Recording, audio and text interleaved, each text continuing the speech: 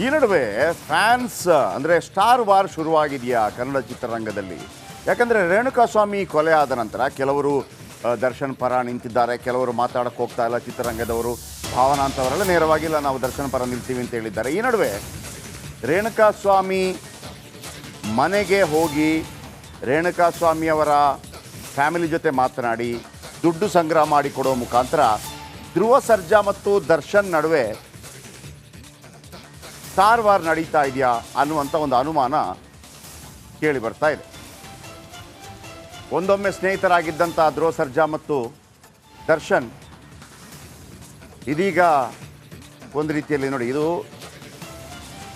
ಕಳೆದ ಬಾರಿ ಕಾವೇರಿ ಗಲಾಟೆ ಸಂದರ್ಭದಲ್ಲಿ ಚಿತ್ರರಂಗದ ಪ್ರತಿಭಟನಾ ಕಾರ್ಯಕ್ರಮ, ಆ ಸಂದರ್ಭದಲ್ಲಿ ಇವರಿಬ್ಬರ ನಡುವಿನ ಮುಸುಕಿನ ಗುದ್ದಾಟ ಬೆಳಕಿಗೆ ಬಂದಿತ್ತು.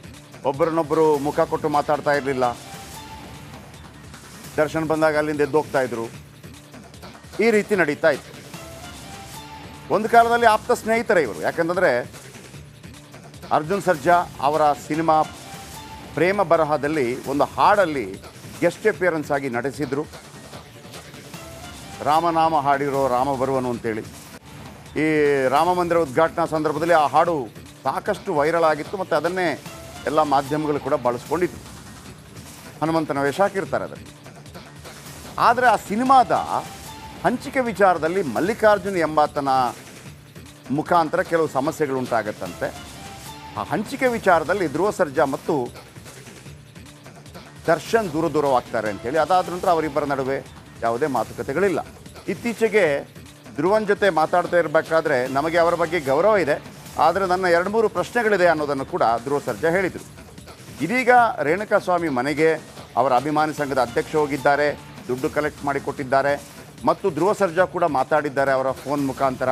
ಸೊ ಹಾಗಾಗಿ ಇದು ಒಂದು ರೀತಿಯಲ್ಲಿ ಸ್ಟಾರ್ ವಾರ ಅನ್ನೋ ನೋಡಿ, ಅಲ್ಲಿ ಕೂತಿದ್ದಾರಲ್ಲ ರೇಣುಕಾಸ್ವಾಮಿ ತಂದೆಯ ಜೊತೆ ಕೂತಿರುವಂಥವರು ಧ್ರುವ ಸರ್ಜಾ ಅಭಿಮಾನಿ ಸಂಘದ ಅಧ್ಯಕ್ಷರು.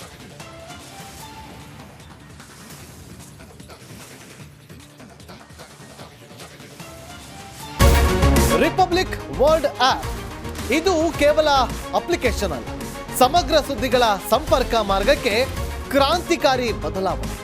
ರಿಪಬ್ಲಿಕ್ ವರ್ಲ್ಡ್ ಆಪ್ ಕೇವಲ ಸುದ್ದಿ ಅಪ್ಲಿಕೇಶನ್ ಅನ್ನ ಪರಿಚಯ ಮಾಡ್ತಾ ಇಲ್ಲ, ಬದಲಾಗಿ ಡಿಜಿಟಲ್ ಸುದ್ದಿ ಬಳಕೆಯ ಹೊಸ ಯುಗಕ್ಕೆ ನಾಂದಿ ಹಾಡ್ತಾ ಇದೆ.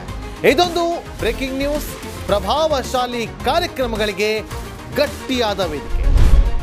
ರಿಪಬ್ಲಿಕ್ ವರ್ಲ್ಡ್ ಅಪ್ಲಿಕೇಶನ್ ಈಗ ಲೈವ್ ಆಗಿದೆ. ಗೂಗಲ್ ಪ್ಲೇ ಸ್ಟೋರ್ ಮತ್ತು ಆಪಲ್ ಆಪ್ ಸ್ಟೋರ್ ಎರಡರಲ್ಲೂ ಲಭ್ಯವಿದೆ. ಈಗಲೇ ಡೌನ್ಲೋಡ್ ಮಾಡಿ.